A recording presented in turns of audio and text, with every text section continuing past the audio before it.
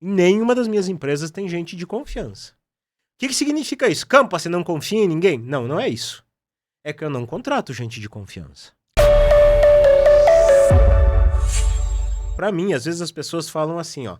Ah, mas eu tenho que ter gente de confiança.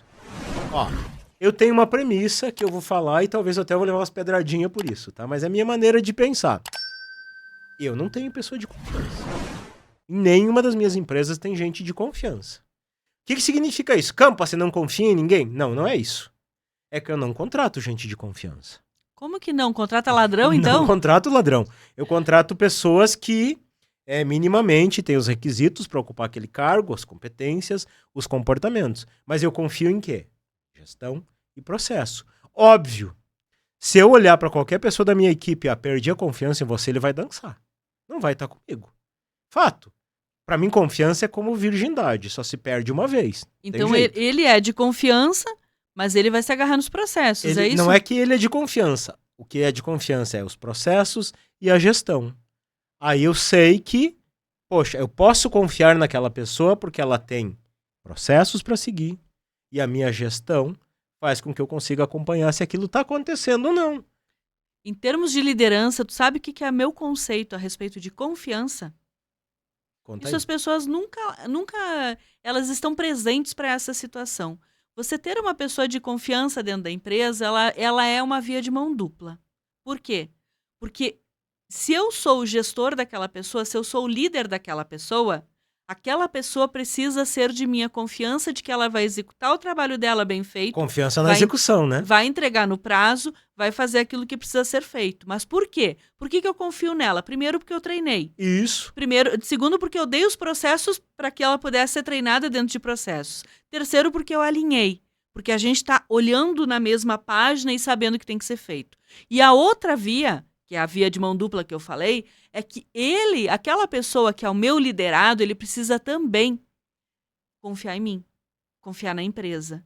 Se ele não tiver confiança de que ele consegue fazer o trabalho dele bem feito, Isso. se ele não consegue ter confiança de que vai ter processos e as métricas por onde ele está sendo avaliado. Ele se sentir confiante nesse caso, né? Exatamente. Se ele não conseguir confiar na empresa, sentir confiante de que ele pode entregar aquilo que ele veio para fazer, não adianta que nem ele mesmo vai confiar nele mesmo. Então, confiança, sim, é uma via de mão dupla. Uma via de mão dupla. As duas partes têm que ter. Agora, você pensa assim, mas entende que isto é diferente de contratar pessoas de confiança? Completamente. A pessoa passou a ser confiável para mim. Completamente. Mas não porque ela é uma pessoa confiável. Porque ela passou a ser confiável porque ela segue um modelo de gestão, ela segue padrões. A mesma coisa... E padrões não são para engessar, não né? Não são para engessar. Mas antes de falar no padrão para engessar... Deixa eu falar assim, essa questão de roubo também, preocupação com roubo. Eu acho que tem que ter, óbvio, né? E, inclusive, a pessoa que roubou um clipe, pra mim, é o mesmo valor de quem roubou 1 milhão. Não vale nada. Essa é a minha opinião. Tá? Ah, mas eu não vou deixar de ter o controle de estar em cima porque vão me roubar. Como que eu me cerco isso? Eu me cerco isso de controles. Estoque, por exemplo. Se eu tiver um estoque extremamente fechado com o meu sistema, não entra nada sem registro, não sai nada sem registro. Não entra ninguém lá, a não ser aquela pessoa que é dona daquele setor. Faz auditoria. Faz auditoria. Não vão me roubar. Se me roubar, eu vou pegar. E aí acabou, dá pano pra manga. Então, isto é eu ter um controle. Eu olhar o que está acontecendo. Isso faz toda a diferença. Faz toda a diferença. Não tem como você ter confiança nas pessoas se você deixa tudo a céu aberto. Né? Como se fosse sem telhado, a empresa, sem portão, sem porta. Aí tu pode botar o dedo na cara da pessoa e dizer, foi você que pegou, você roubou. Tá lá. A oportunidade faz o ladrão, alguns dizem, né? Mas eu acredito assim, ó, uma coisa que as pessoas mais gostam é de controle.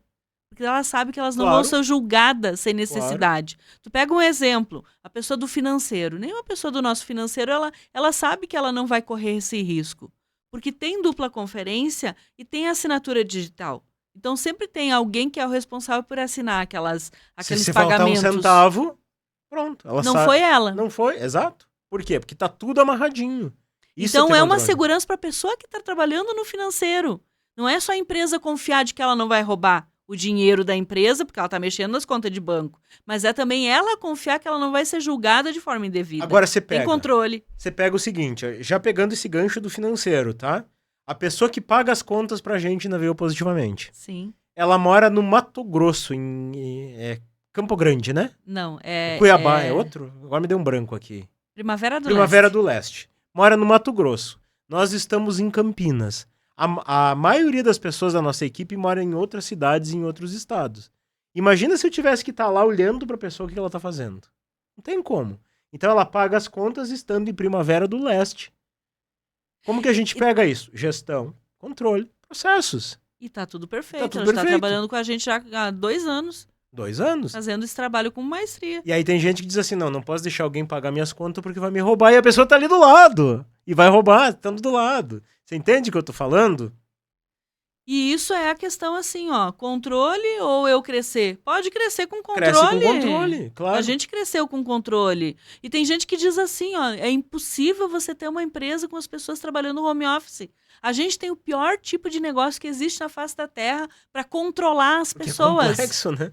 Porque as pessoas estão nas suas casas. Tem gente da equipe que a gente nem conhece pessoalmente. Tem em Goiânia, tem em Portugal, tem em Poços de Caldas, tem em várias cidades do Brasil. Não vou falar todas agora porque não é o caso, né?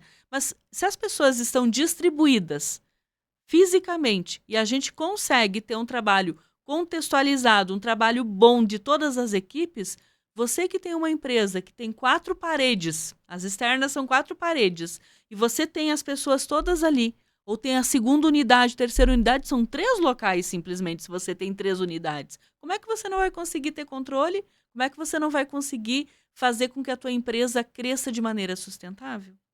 Fica uma indagação. Não, agora você pensa assim, a gente falou o caso financeiro, né? Mas vamos pegar outros casos, ó. Pessoal do comercial, pessoal do atendimento, todas as equipes nossas estão trabalhando em casa. Impossível ter um controle holístico, ficar olhando o que as pessoas estão fazendo. Campa, mas como é que se cerca isso? Cara, é muito simples. Tudo que as pessoas fazem está gerando indicadores. Esses indicadores alimentam um painel de gestão. Se aqueles números estão batendo, tá tudo ok. Não estou preocupado se a pessoa está cumprindo horário.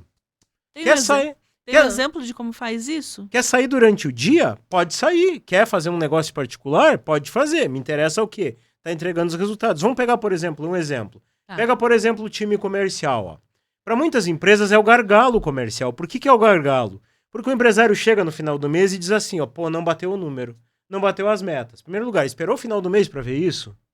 Dá para ter visto antes, lá na primeira semana, nos primeiros dias, ó, porque todo dia vai dando sinais. Sim. Né? Então, se eu tô olhando, métricas que a gente olha, pô, quantos leads estão entrando? Qual o custo desse lead? Qualificação desse lead. A taxa de comparecimento em reunião, taxa de no-show, taxa de conversão, são números que estão gritando na tela toda hora, olhando para esses números. Então, se um número saiu da curva, peraí, não está vindo quantidade de lead suficiente, ajusta lá com o tráfego. Está vindo lead, mas está desqualificado. O que é? O conteúdo, é a página, é uma série de coisas que a gente vai ajustando no decorrer do tempo. Ou entre os próprios closers, né? A gente tem uma equipe de closers. Qual que tem maior rentabilidade? Qual tem menor rentabilidade? Exato. Quais são as características? Porque ele tem mais, porque o outro tem menos. Como que vai se ajustar? Então, é esse olhar estratégico que, poxa, eu não preciso estar do lado do cara, vendo ele fazer. Não, e nem botar um revólver na cabeça dizendo trabalha. Os números estão mostrando, Cris. Então, os números numa empresa é a coisa assim mais linda de se ver. Os números. Porque eu preciso o quê? Ó, cada setor da empresa tem que ter um painel que me dá números. E é ali que eu vou olhar, as coisas estão acontecendo ou não estão acontecendo. Quer ver só? Quando a gente fala em processos, muitas vezes há um conceito errado de processo. Tem gente que acredita que processo é dizer assim, não, na minha empresa é assim, assim, assado. Tá lá verbalizado, isso não é processo. Premissa básica de processo é papel. Primeiro não é o processo, né? Não é o processo. Cada tarefa tem o seu. Começa por aí. Beleza. Mas um processo, ele tem que me dar algumas coisas. Principalmente como aquilo tem que ser executado e qual é o resultado. Qual que é o resultado de um processo? São indicadores.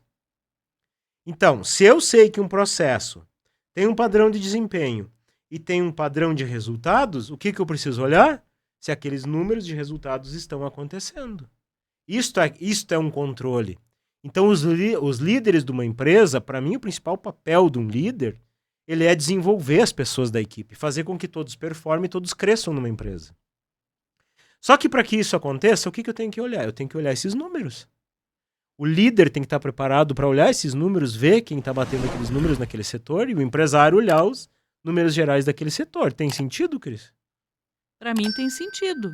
O meu forte abraço, desejamos que você viva positivamente.